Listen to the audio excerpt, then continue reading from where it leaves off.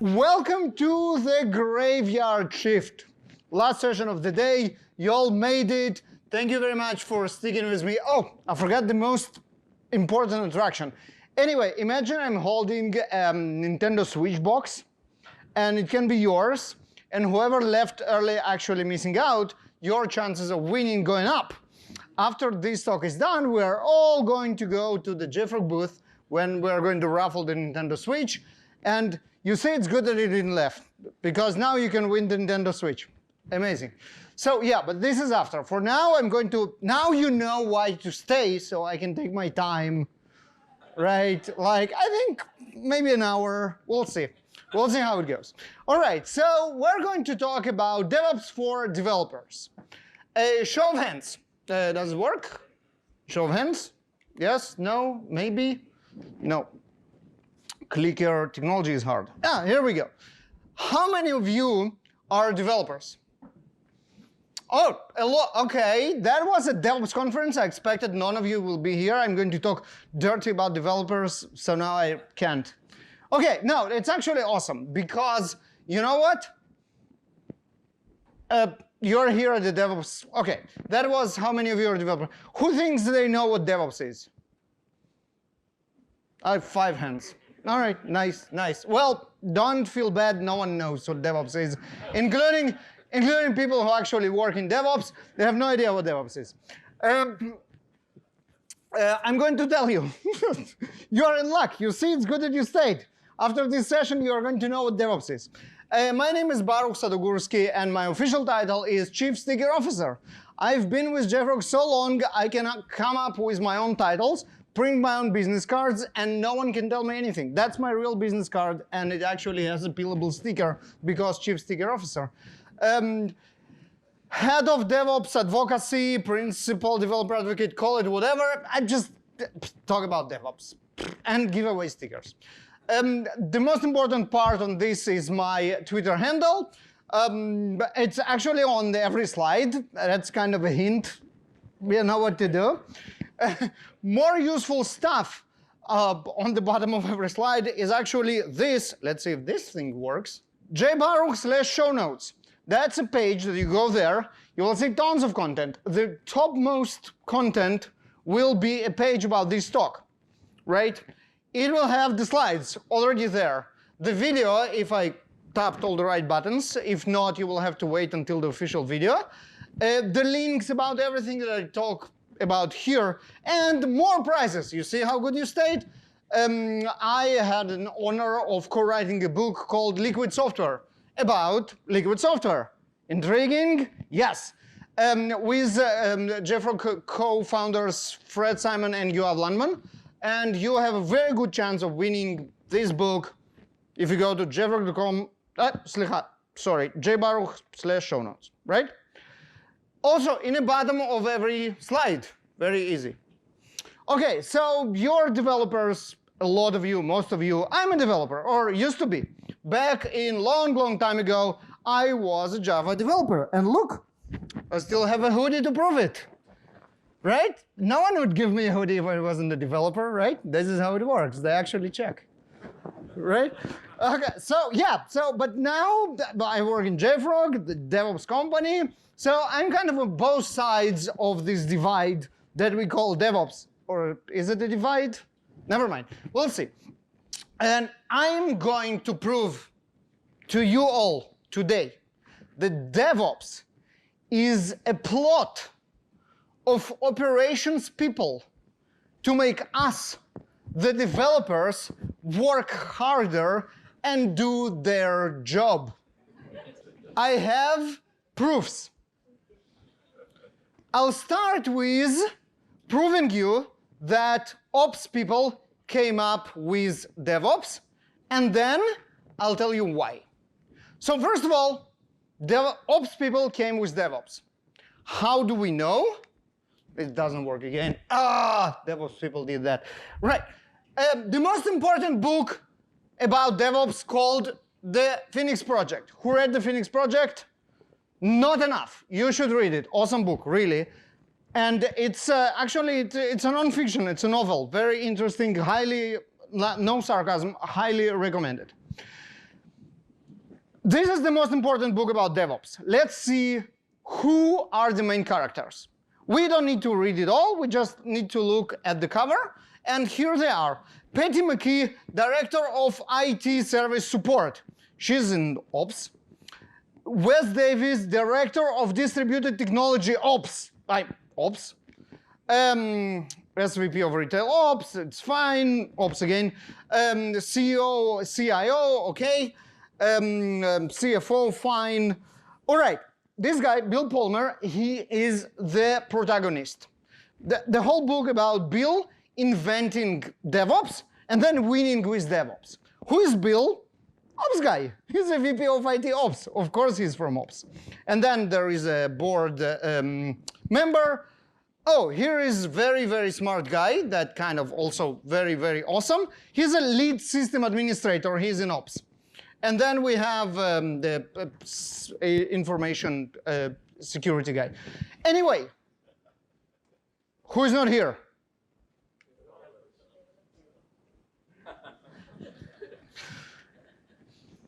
Right? Now, there are developers in the book, not pictured in the best light, I will tell you.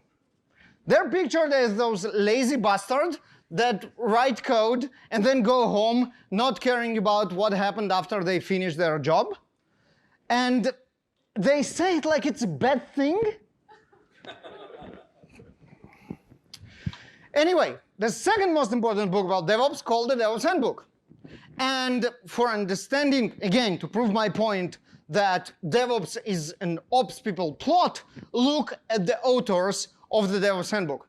Gene Kim, Jez Humble, Patrick Dubois, John Willis, the fathers of DevOps, amazing people, my friends, really great, great people. What's their background? We already spoke about the first one. The first one was Gene Kim. Gene Kim, he's the author of the Phoenix Project, and by now we know everything there is to know about him. Let's look at the others. So, Jez Humble is Patrick Dubois. He invented the term DevOps, actually, and he is a system architect, which is like a very ops-ish position. Jez Humble, actually, Deputy Director of Delivery Architecture. He came up with the term continuous delivery. He is all about ops, about delivery. And then John Willis, my dear friend, he was, just for example, VP of Services in a company called Ops Code. I mean, seriously, more ops than that, like very, very ops. Exhibit C. Let's see who teaches us what DevOps is. So you type, what is DevOps in Google? Let's see who teaches us what is DevOps. So first, New Relic, observability platform, obviously ops. Then Amazon.com, you know, ops. CollabNet, they have some dev resources, so that's an exception, but everything else, the Agile admin more than that. Wikipedia, fine. Atlassian, the DevOps company. And then Microsoft Azure, yet another DevOps platform. And then in the bottom, logs.io, they are observability logs and stuff, some ops bullshit, some ops amazing stuff. So in any way, by now, you obviously know that when you hear DevOps, it's actually ops people trying to sell you something, right? Now let's see what they are trying to sell you. Why they came up with all this DevOps stuff, and what do they want from us? So, I remember I promised you will know what is DevOps by the end of this session. We go to Quora when we want to know stuff, and we ask questions like, how do I switch my job from system admin to DevOps? And then there is very respectable DevOps specialists who come like with tons of experience, who will explain to you what DevOps is. So basically, they go and they say, well, learn some Linux. Well, we are ops people, we know Linux. Learn some cloud computing. Well, we're ops people, we know cloud computing. DevOps fundamentals, software development lifecycle, and then just bunch of tools. For example, Gits. So basically, if you are a system administrator and you learn Git, this is how you become a DevOps engineer. And it actually sounds like a very, very good financial move, because when you used to be a system administrator, that was your salary, and then you learn Git, and then next thing you know, you have 50% more money, which is nice for learning Git. And you know what? You're in demand. Look at that. DevOps engineers, everybody needs DevOps engineers, like a lot. And this is where you are in luck, because DevOps engineering, whatever it is, which is system administration plus Git, is where the money is. Look at that. Certifications galore. You can be now a certified DevOps engineer. They will check that you know Git and pay you more money. In any way, it looks like we found why people want to do DevOps, because money. But it's not true. It's not true because back in the day, when DevOps started, no one actually knew that there will be money in it. There is some other hidden reason why DevOps exists. What's going on with my clicker? Here we go. This reason is right here. You probably know this diagram. It's called the DevOps infinity cycle. And some of you may actually recognize it. Being a developer, this looks familiar, and that looks very, very similar to something else we know. It looks like that, and this is something that we as developers do. Plan, design, develop, test, release, feedback, but with all the ops concerns added right into it. So they took everything we do, and then they took everything they do, and they attached it together, and then say, hey, now do this. You want more proof? I have more proof. State of DevOps report. Here are my Dora people sitting right there. Happy that I'm going to mention Dora. Have no idea what about to hit them. Right?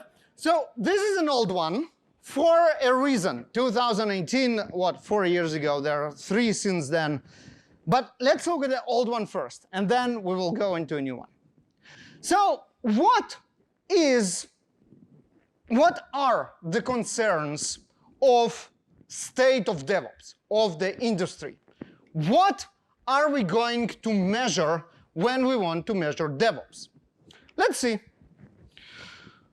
Deployment frequency. Everything that happens after the code is ready. Ops. Lead time for changes. Which changes? Whatever happens after we go from code further. The changes that they mean are actually ops changes, not really dev changes. Time to restore service. This is like, here we go entirely into ops. Unplanned outage. I'm a developer, I don't have outages. Degraded service. What? My code does what? I cannot type? My service degraded? I'm a developer, I don't have service. Right? Okay, another very, very important part of the Dora report, time spent. And you can see here that the elite spends much more time in new work than low, which spend more time in reworking and doing, like, fixing stuff. Makes sense, right? I'm completely on board. New work is where the money is. The real question is, how do we define work? Buckle up. Let's talk about what consists work for the DevOps people. Well, there are planned work, which is business projects and new features. Sound generic, we can buy into it. Yes, we do new features in code, obviously. But then the fun begins. Internal projects, server migrations, software updates, and so on. What? What? My internal projects are writing code, not migrating services or servers. Changes, driven by feedback on completed work. Fine, that's like bug fixes and stuff, you think? Not really. Support escalations and emergency outages. I write code, I don't have outages. Unless GitHub is down, then I have an outage. So this is all very, very fascinating, all those server migrations and outages, but it really has nothing to do with developers. What consists work of developers? That's easy. New features, bug fixes, and refactoring. Do you see server migrations over there? I don't. That's really not my work. So I think by now I proved with you with all the clarity that DevOps is a plot of ops people against us, the developers, in order to force us do their job. No doubt about it. But the question is, putting their job aside for a second, what is our job, the developers? What is our job? What do we do? Well, there are obviously many definitions. I like this one, the Manifesto of Software Craftsmanship. I know there is a baggage around the manifesto itself and the authors and what's not, but in the end of the day, the message is, I think, something that we can all sign up to. Not only work in software, but well-defined crafted software. Yes, quality is very important to us. Not only responding to change, but also steadily adding value. Obviously, not only individuals, but also community of professionals. Yes, we want to be better as the community. Not only customer collaboration, but productive partnerships. I think we all can agree that this is something that a software engineer can sign up. And another way to look at it, it's just breaking down of the same points, is a slide from a talk of my friend Anton Keaks. He delivered a talk about software craftsmanship and kind of summarized it. So he spoke about being full stack developer, being polyglot developer, and how we actually, doesn't matter for us which language or framework do we work, as long as we understand the development concepts. This is all like about us. The interesting part is that he also mentioned the development an afterthought, right? The developers don't really care about this stuff. The only reason it even mentioned is that we don't want to be bothered with this in the middle of the night. It's not our job, and it's very annoying when someone calls us and wants something from us. Our job is done by then. We already wrote code. I don't know what you're talking about. Go figure your server outages yourself, right? So if we try to summarize what definition of done for a software developer is. So as I already mentioned, I'm going to read from slide. That's my favorite slides.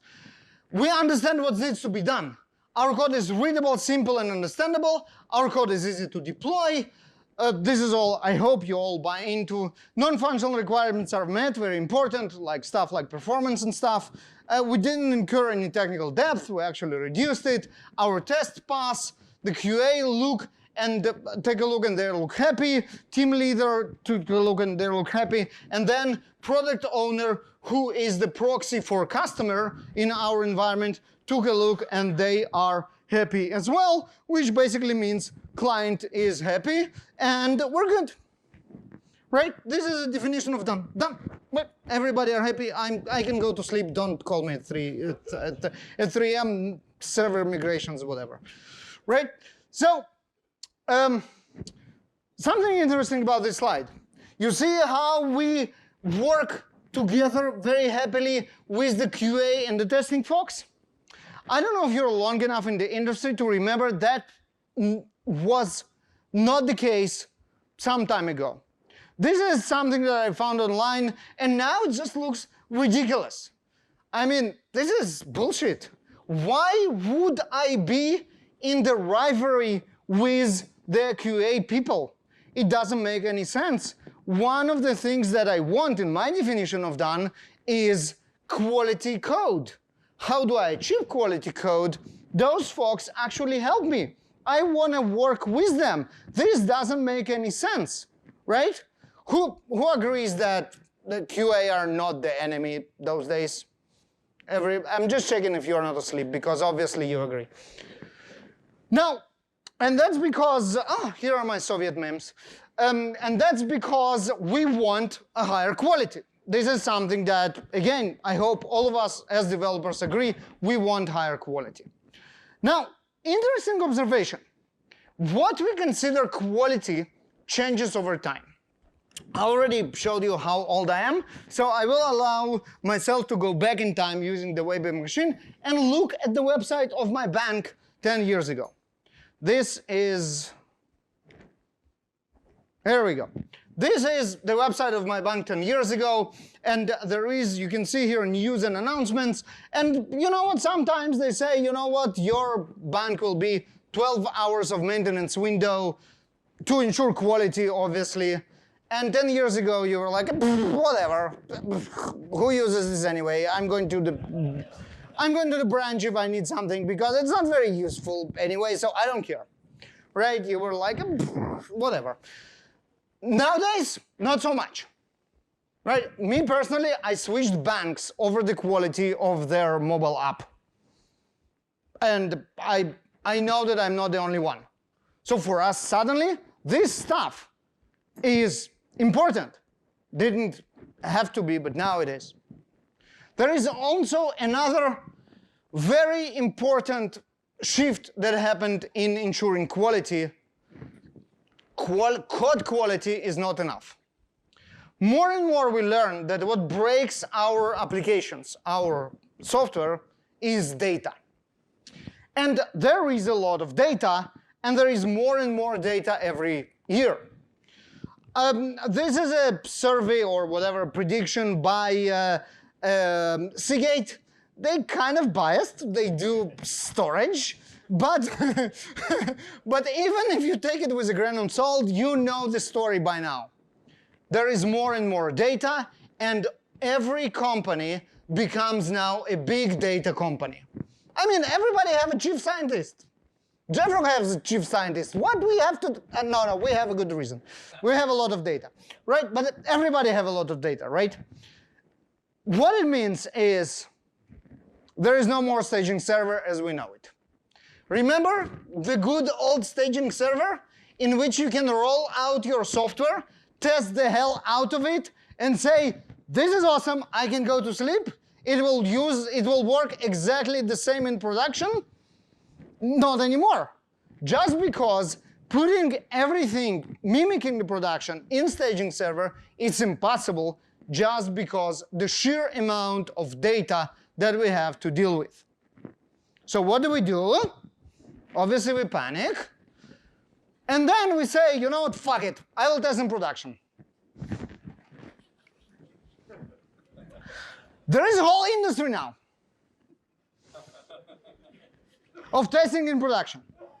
It's called by fancy words that need to actually masquerade the horror of the whole thing. It's called progressive delivery.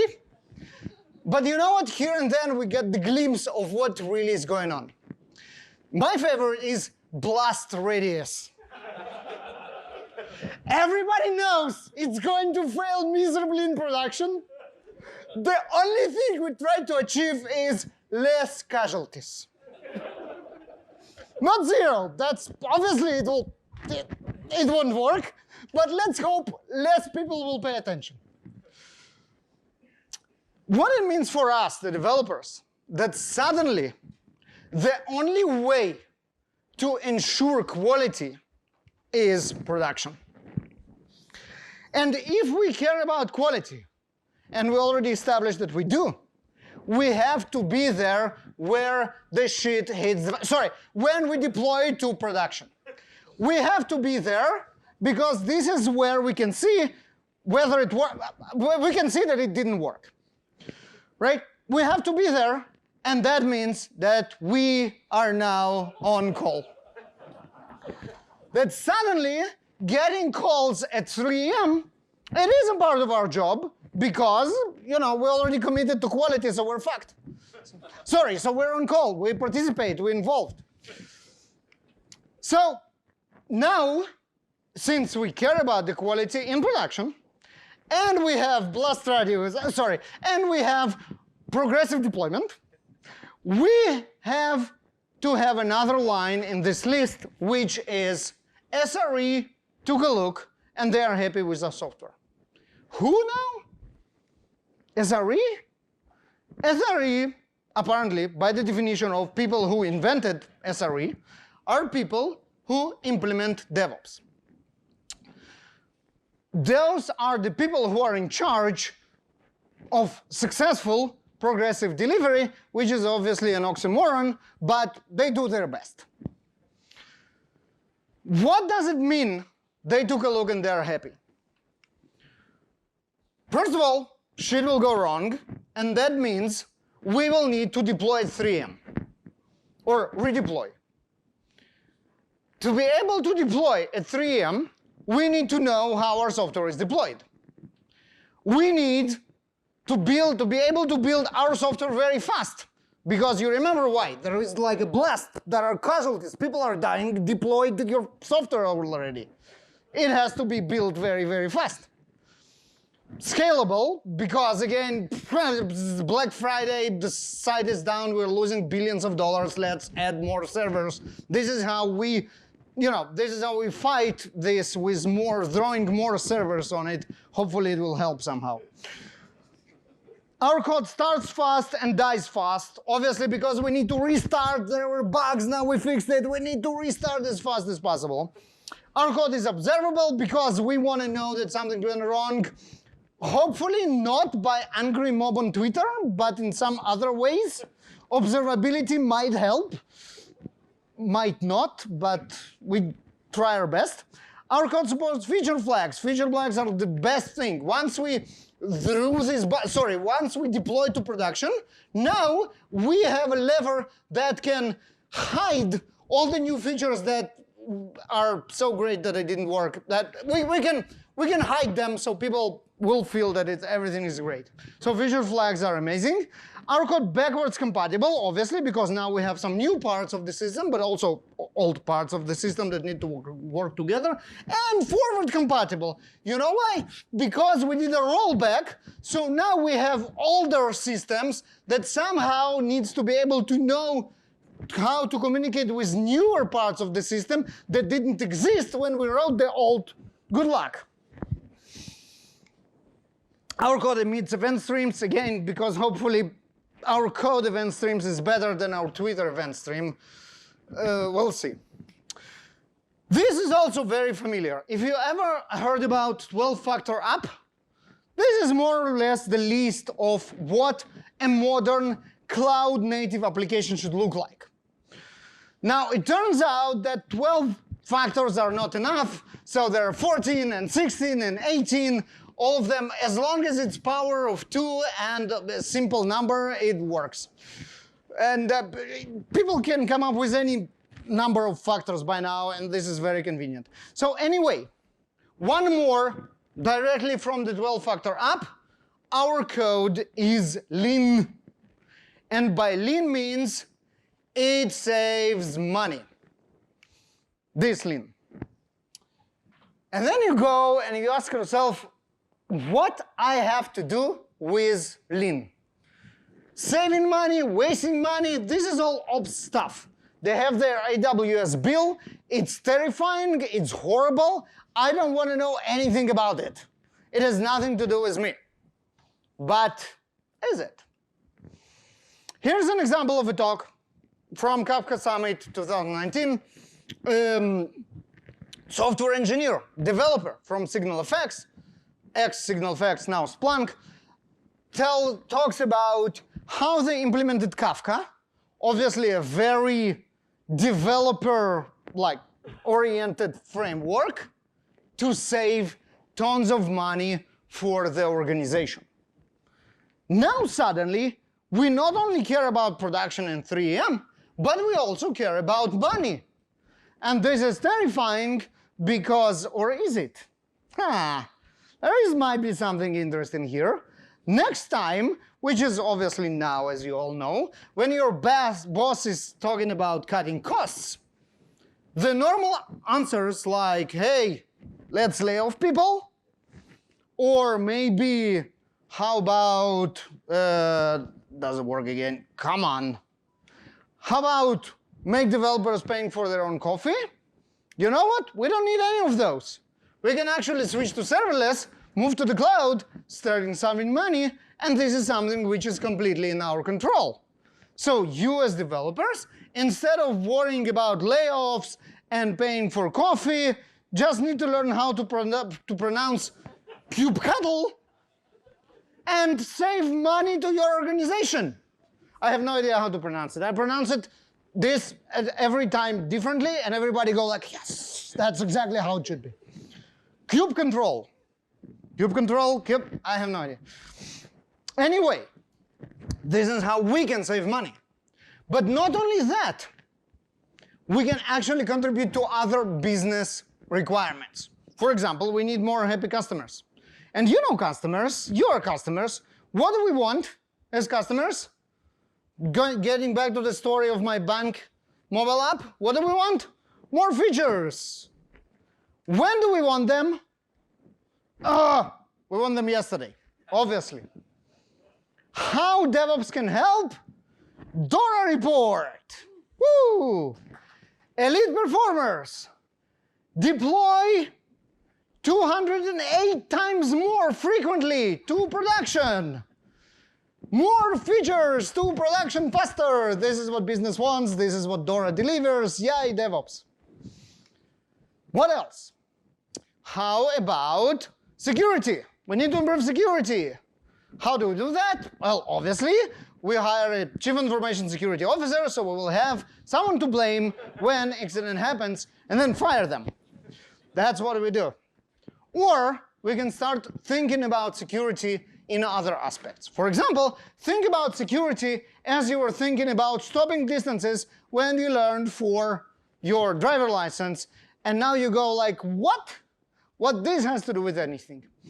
This has to do with anything by saying there are completely different concepts that contribute to your stopping distance. Thinking distance, neuron firing in the brain, and all this stuff, and then braking distance, which is the rubber, the pavement, and how they work together.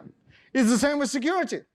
In reactive security, when you have been hacked, and here pay attention to my words, not if, but when you were hacked, you need to react. You need to identify the problem as fast as possible, fix it as fast as possible, and then update your software as fast as possible. And you go like, nah, we're going to be fine. We're going to prevent anything. No one will hack us. Well, remember this guy? Spectre and Meltdown, a couple of years ago, attacking all the chipsets on the planet and what's not. Well, the problem with Spectre specifically is that it's not a vulnerability, but instead it's a pattern of vulnerabilities. You know how it works? We take software, a lot of software, big data, data scientist, and learn from it.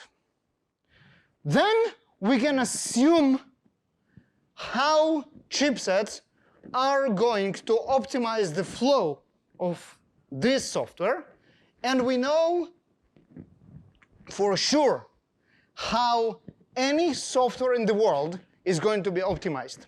All we need to do then is actually attack this software as we would attack the software that we know. Some threads are impossible. Well, that's not true. You know how you can write code that will be completely protected against Spectre? Write terrible, shitty code. No one will ever guess how the chips are going to optimize terrible and shitty code. They can predict how well-written code will be optimized, but this is not what you do. Well, anyway, back to the story. You need to react, fix it, and then update your software. How do you update your software? Well, if you update it 208 times faster, you will be able to be more protected from the vulnerability than your competitor, and frankly, this is all you care about. You don't need to run to be the fastest who run from the bear. You only need to be faster than one other guy. It's exactly the same here. So anyway, what I try to say is, yes, you know by now, DevOps is a nasty plot of ops people to make us work harder. But it's actually an evolution. It's evolution that provides business with quality, with, I don't know why it goes like that, with savings, with new features, and with security. And that means that we really don't have a choice. Because business wants all that. They expect us to adopt DevOps. Once this demon is out of the box, you cannot put it back in. The industry discovered DevOps and liked it. So you'd better learn this and start implementing. But what is DevOps? You remember this diagram. You saw it millions of times. You're a developer. All you need to do now is learn all the concept of possible of operations, and then all the possible tools and concept of QA, and then you are one unit of DevOps engineer, right? Well, good news, everyone.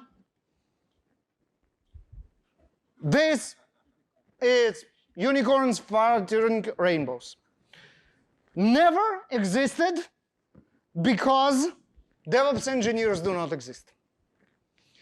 DevOps engineers do not exist because no one is capable of knowing all that. DevOps is about collaboration between different people that know different things. And if it is about collaboration, the terms DevOps engineer has as much meaning to it as the term collaboration engineer, whatever it is. DevOps engineers do not exist because you cannot know anything, everything. No one expects you to know everything, and whoever expects you to know everything are pretty stupid. Now, the less politically correct slide of this talk, I apologize in advance. I was born in Soviet Union where no one cared about this shit. I was raised in Israel where no one still cares about this shit. Sorry, not shit.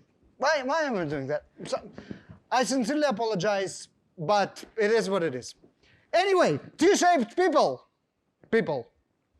Not this. T-shaped people, what does it mean? It's people who know a lot about everything. No. No one knows a lot about everything. T-shaped people have a depth. They know something about one thing.